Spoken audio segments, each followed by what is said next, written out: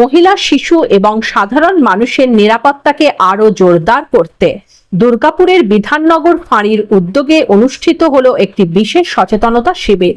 সোমবার সন্ধ্যায় কালীগঞ্জ টেটিখোলা এলাকার সৃজনী গেস্ট হাউসে আয়োজিত এই অনুষ্ঠানের নেতৃত্ব দেন বিধাননগর ফাঁড়ির আইসি সৌমেন কুণ্ডু।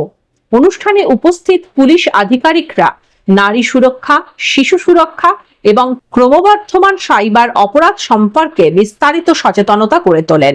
বিশেষ করে অনলাইন প্রতারণা, ব্যাংক জালিয়াতি এবং ডিজিটাল প্রতারণা থেকে কিভাবে নিজেকে নিরাপদ রাখা যায় সে বিষয়ে গুরুত্বপূর্ণ পরামর্শ দেওয়া হয়। পুলিশের পক্ষ থেকে জানানো হয়, অপরিচিত ব্যক্তির সঙ্গে কখনো ওটিপি, ব্যাংকের তথ্য বা ব্যক্তিগত তথ্য শেয়ার করা উচিত নয়।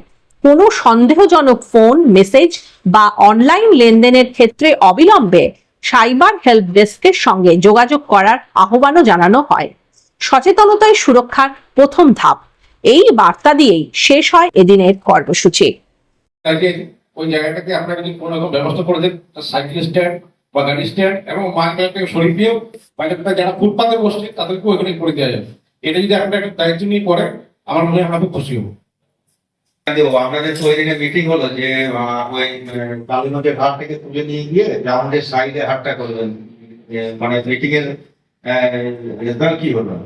সবই রেডি আছে, কিন্তু আপনাদেরই করতে হবে, করতে হবে না ওই জায়গাটা মানে আমাদের রেজাল্টের মিনিস কি আসলো, যে কি মানে আপনারা কি সিদ্ধান্তে আসলেন? বাজার কমিটি আসুন না, সিদ্ধান্ত ইনভাইট করছেন, আপনারা এগিয়ে আসুন। আপনারা এগিয়ে না আসলে আমরা তো পারবো না।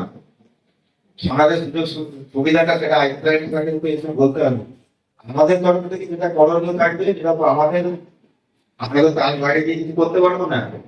কিন্তু আমাদের যেটা আর স্ট্যান্ডের ব্যাপারটা বলছে, তার জায়গা আছে কোথায়, সেই জায়গাটা আপনারা আইডেন্টিফাই করুন। আর কি বলবেন, কে বলবেন? আর কিছু বলেন জানান আসবেন।